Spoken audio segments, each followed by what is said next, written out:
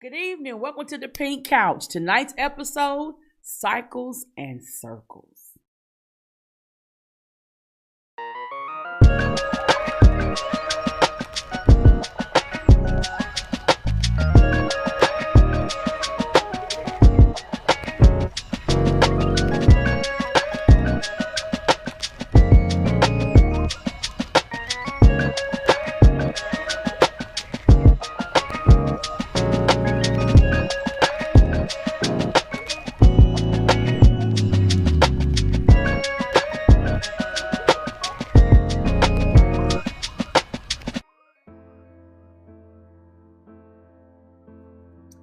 So, welcome again back to the Pink Couch, and I hope that you enjoyed the drawing last week.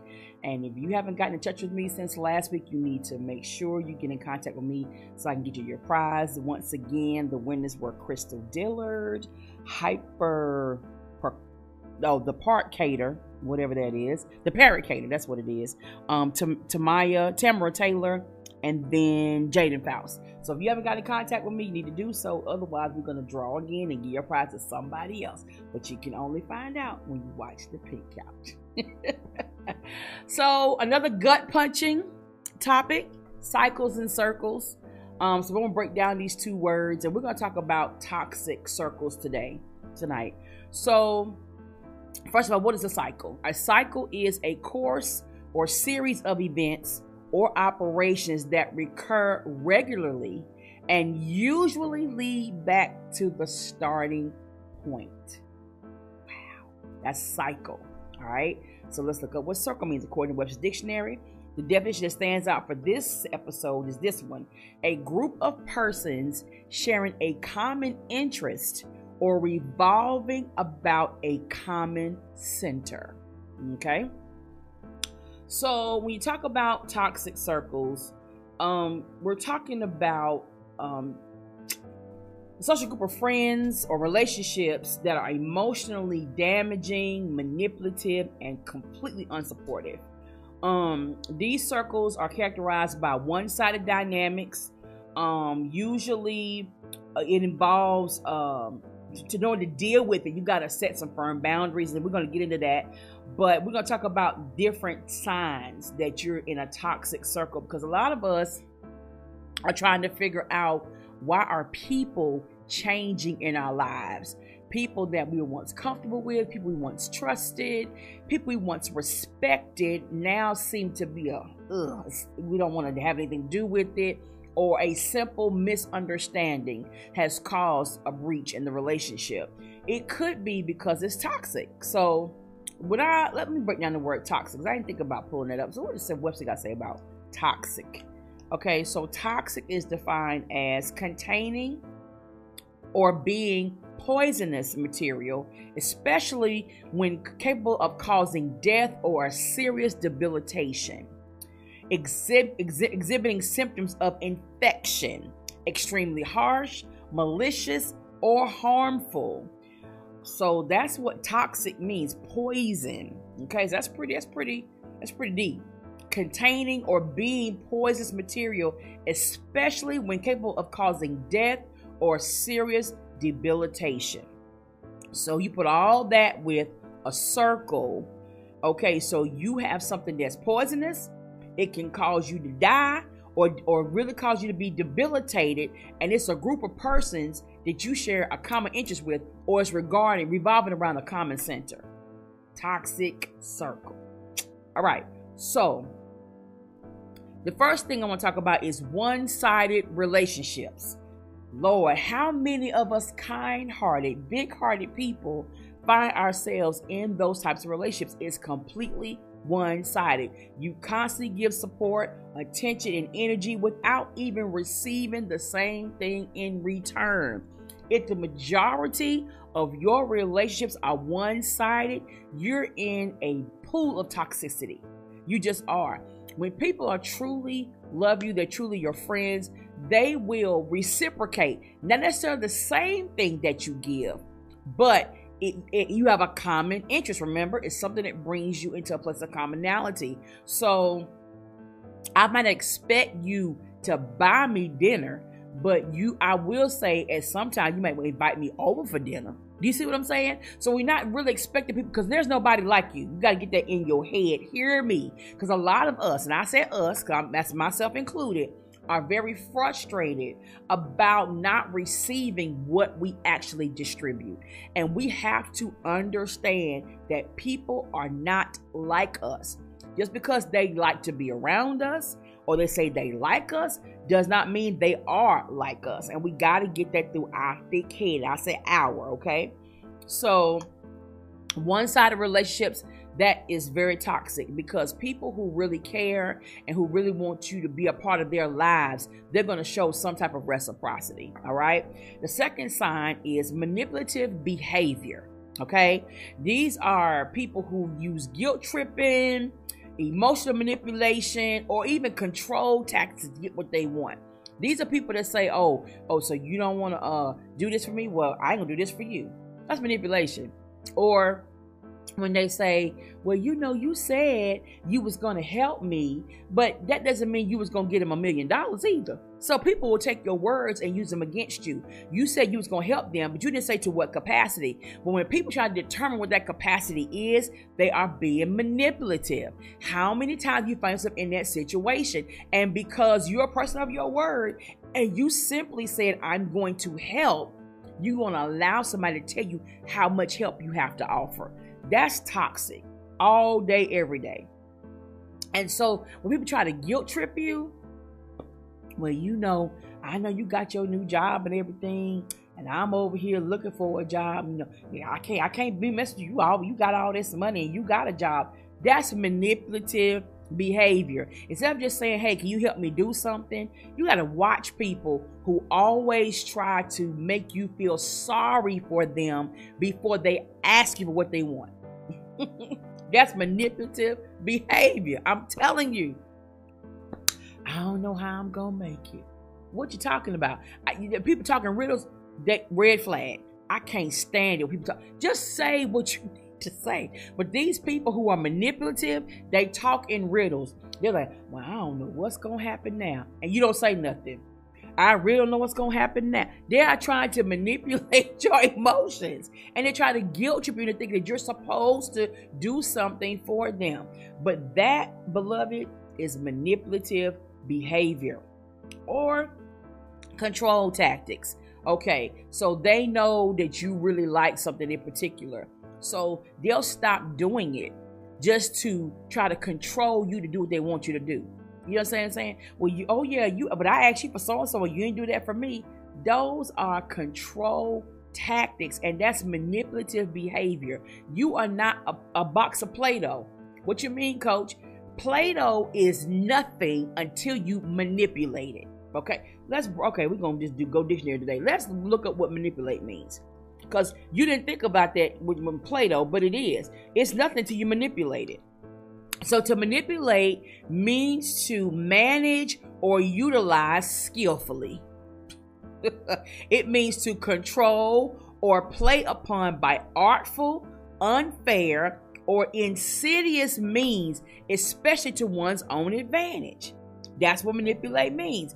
The other definition for manipulate is to treat or operate with or as if with the hands or by mechanical means, especially in a skillful manner. So how do you manipulate a pencil? You use it, you manipulate, you're using that pencil to make certain strokes. That's manipulation. So when you put your Play-Doh in your hand and you begin to make it, and you're using your skills, your creativity to make it what you want, to get the result that you want. So people do the same thing with your emotions.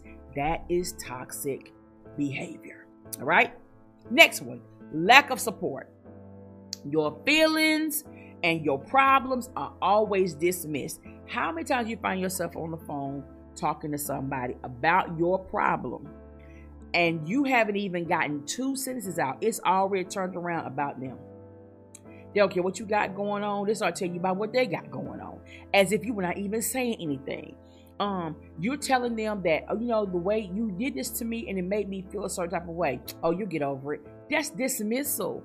People who care about you will support you even in your emotions. And when how do you say you're a friend, you don't care about their problems? And I found myself in those situations where I call somebody and I start talking to them about something. Next thing I know, they don't even acknowledge what I said. They start talking about what their day was like or what they got going on. And can you just pray for me? I called you for prayer. But these things happen sometimes. I called you for advice. I called you to kind of get this off my chest. But some people just don't support you. And not only that, not only your feelings and problems are dismissed, they're invalidated. It ain't even that deep. It's not that serious. It is to me.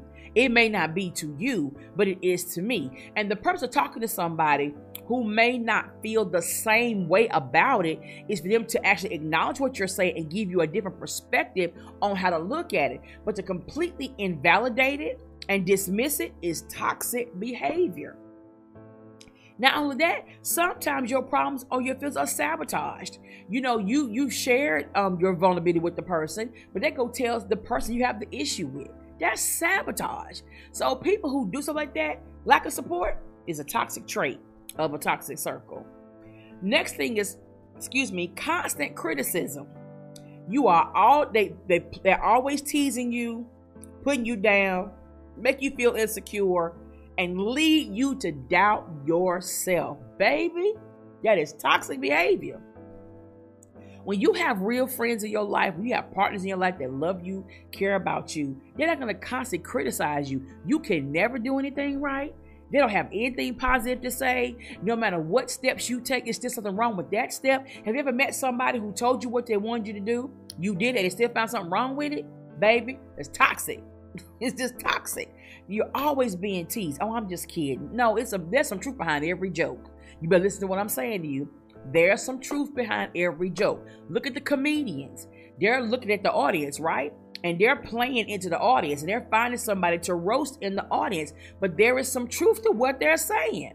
Let me talking about their hair, talking about their clothes, talking about how they're looking, their position. There's some truth in that joke. So if you're constantly being ridiculed, always being teased, that is a sign you're in a toxic circle. Okay? Unpredictability is another one. You feel on edge, confused about how to act around certain people because you just don't know what you're gonna get. That's a toxic person. I'm sorry. If you can't be yourself, and you can't crack a joke, or you can't have a playful gesture with them going off, there's something wrong with that. How are people so unpredictable? There's some toxicity in their life when they're extremely high, extremely low. Today they smiling, the next day they're not speaking. One day they love, next day that's unpredictable. We don't know what we're gonna get. So now you're walking on eggshells. You don't know what to say, what not to say, what to do, what not to do. All that stuff is toxic behavior. Last one I would say would be isolation. Now the dynamic makes you doubt other relationships and causes you to withdraw from people who genuinely care about you. Listen, when you're in a toxic circle, this is exactly what we do. When people wound us, betray our trust, hurt our feelings, we begin to think everybody around us is the same.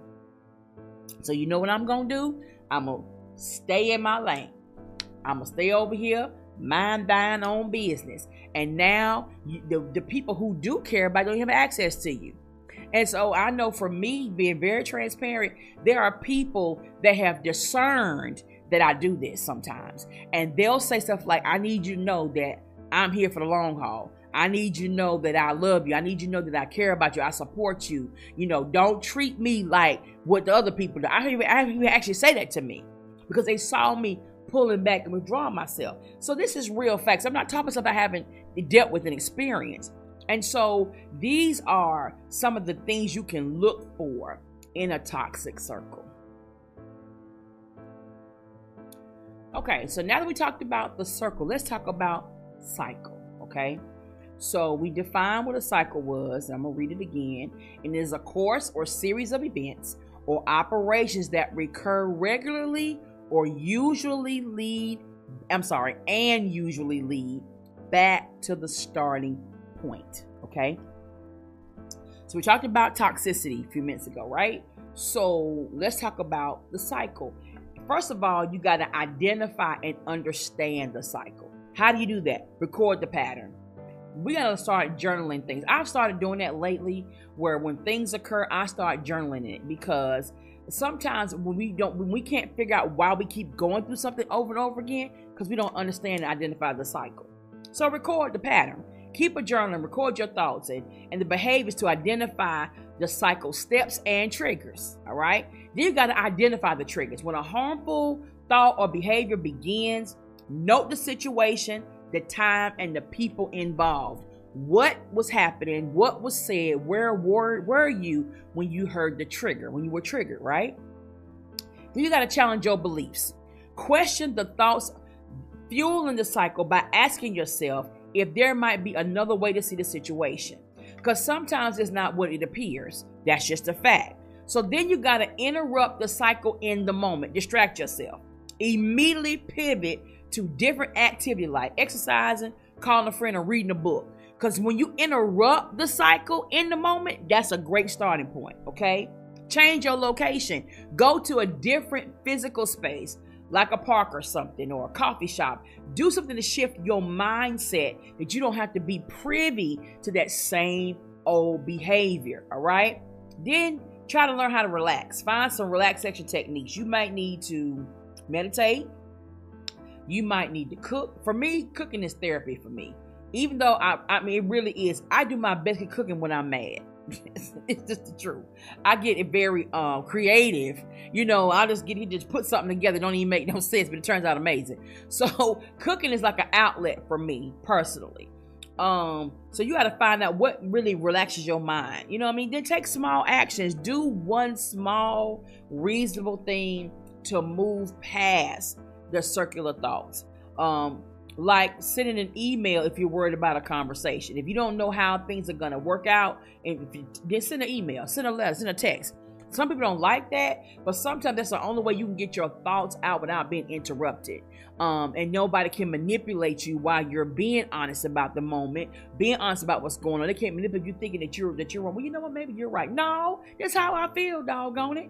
So listen to how I feel. And so when you have interruptions like that, it may be a good thing just to write it down when you can't be interrupted.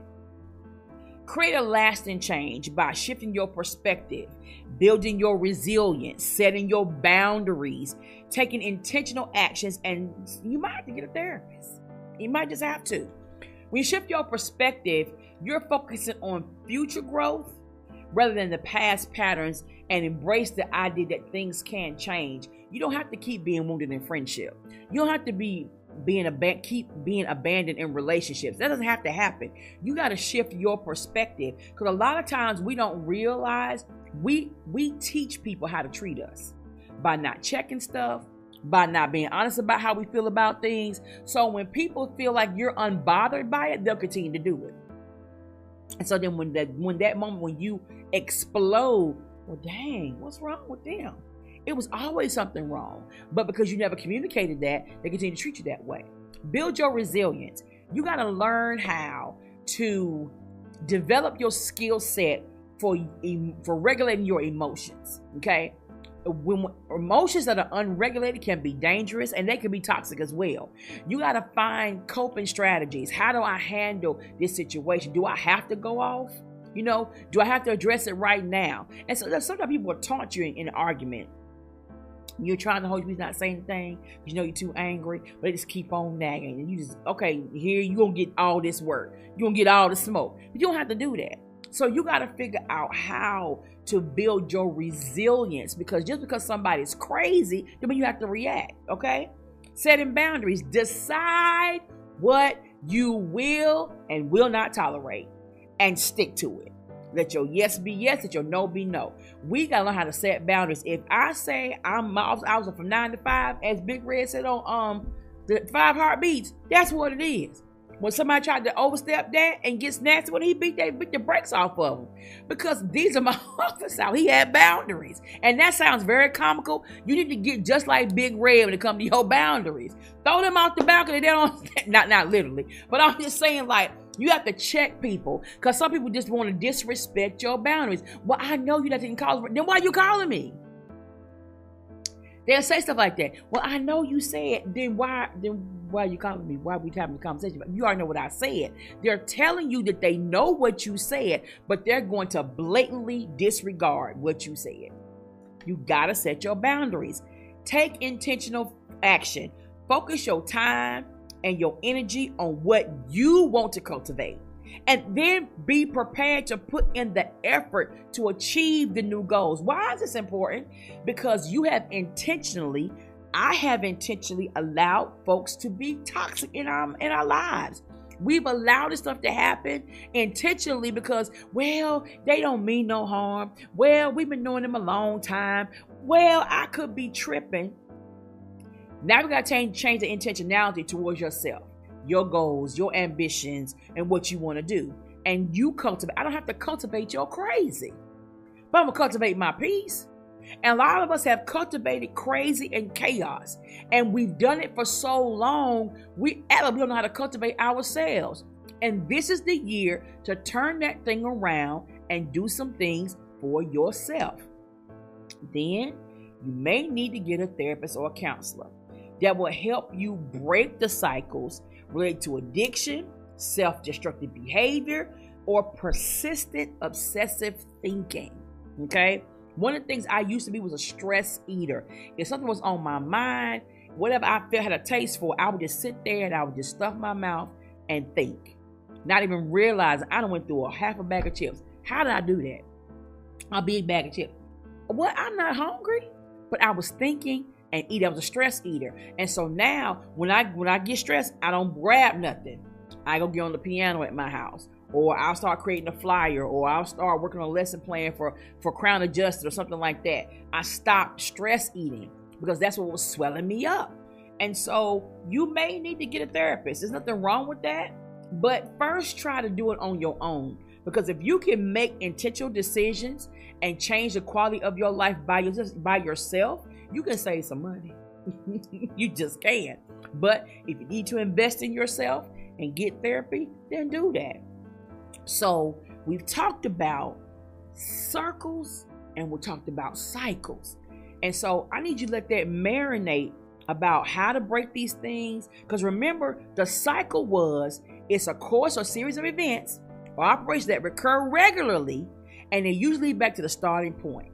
And so you're right back where you started. You said you was done with that. I'm not dealing with that anymore. But somehow, some way, you got manipulated into coming right back to the starting point. So we talked about a lot so far. So let's kind of slow this down a little bit. It's time to take action and create some changes. Okay. One thing that a lot of people don't like to deal with, and that's the reason why we end up in toxic situations, is would be willing to be alone. Yeah, I know. Spending time alone can be the opportunity for you to focus on yourself. Process your feelings without the external pressure. Because some people ask, what's wrong? They really don't want to know what's wrong. They just want you to get them to start talking, and they don't listen to understand and listen to respond and react. And so sometimes you got to take a mental break from people, situations, circumstances, and say, you know what, I need a woosah moment. Let me spend some time with myself. Sometimes when I'm stressed out, I will go out to eat by myself. One of my favorite restaurants, I'll go there, I'll order whatever I want, and I'll sit there and I'll eat it in peace. I will. And it's great for me because I get a chance to breathe. I can enjoy my favorite choices on the menu. It's quiet. It's other people are talking, but they ain't talking to me. You know what I'm saying? So I'm just able to just sit there and just kind of breathe for a minute. And that's really good. Some days I'll go drive out to the lake and I'll just sit there, watch the ducks in the water. People be fishing, people be walking or whatever. I'll be sitting in the car, playing Words with Friends, and just having a woosah moment. Sometimes you got to be willing to be alone in order to create some change out of a toxic circle. And then you got to rebuild your life. And I'm going to tell you why that's important. When you build your life around people, friendships, situationships, ministry, business, when you build your life around that, that's really not your life. That's your service time. And we get our service time mixed up with our life, and that's not it. Your life is what you make it. But when you hide behind your titles, when you hide behind what people expect out of people's expectations, when you hide behind your gifts and talents for everybody else, you neglect yourself. And even though you get some type of fulfillment of being needed, what happens when you don't get what you need? Everybody else is fulfilled except for you. So now it's time to rebuild your life. What does your life look like without people's expectations and demands, without your job, without your ministry, without your business? What does your life look like? And a lot of us can't answer that question because we built our life around people, situations, and circumstances. And so you have to focus on creating a healthy connections moving forward. Some people are just not healthy for us. They're just not. I don't care how long you've known them. I don't even care how you feel about them. Are they healthy for your life? And 9 times out of 10, they're not. That's why you're stressed out. You don't have no peace. You're trying to find it in other places, other spaces. You may be stress eating. You may be doing a lot of stuff. You may be overloading yourself with other duties so you don't have to be around that person. That ain't healthy for you either. Finding stuff to do to fill that void. No. Let's take a moment and rebuild our life. What do I want my life to look like? What are my expectations? Do you know that you have spent your life for so long fulfilling everyone's expectations? You don't even know what yours are anymore, because you have trained your brain to fulfill expectation instead of having an expectation. And so that's what happens. So when you crash and burn, that's when you mad. Well, I done did all this for all these years. Yeah. Well, keyword, you did that. And whenever you bring it to their attention, what do they say? Well, I ain't asked you to do that. They ain't tell you not to either. But that's the first response they give you. So we got to take some responsibility about what we allow. I had to take responsibility for the fact that I made myself accessible to people, because I like to help people. I like to put a smile on people's faces. I like to solve problems. You know what I'm saying? But when I had problems, I couldn't find nobody to help me solve mine. And I was mad because I expected everybody that I poured into to pour back into me. But that's not always the case. So you have to rebuild your life, which is my next point, which is get you a support system. Who can you go to and bare your soul, and they actually let you do it without interrupting you guys for anything in return, without looking at you differently? You got to take some time to figure out who that is, because when you've been everything to everybody, you really don't know who's there for you until you have need of them. And that's sad. When we start realizing I need somebody, then we start looking at our circle. Well, who can I call? And then we start calling the people in the circle, and we're not getting what we need. And now we're frustrated. But this is what we built. So now you got to tear it down and rebuild your life.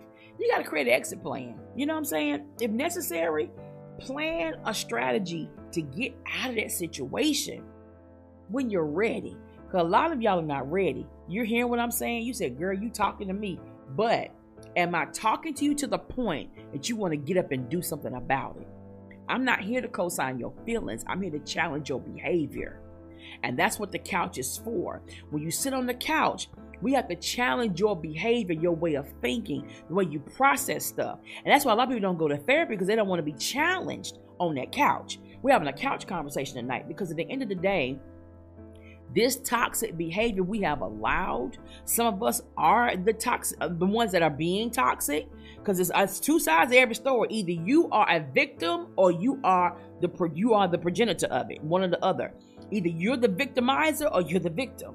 But either way, it has to stop. The cycles have to stop. We're not going to get back to where we started. No, if we're growing, then that means we're going to the next place. We're not going back to where we started. One of the things that I love about Jesus, when he left Jerusalem, he never went back. What does that say? He broke the cycle. I'm not going back to where I started. If I'm leaving, if I'm moving forward, I gotta keep going. City to city, country to country, region to region. He kept going in order to fulfill his assignment. Could it be that the reason why you're not as productive in business, you're not as lucrative in your expertise, is because you're back where you're starting? You didn't keep going. The starting point is just that. It's to start. Your starting point is not your finish line. Did you hear what I said? Your starting point is not your finish line. So you got to create an exit strategy out of this cycle into getting to that place called there. So we talked about a lot once again, but I'm going to close with this. Whoever is in your circle creates your cycle. Some people need to get out of your circle. See you next week.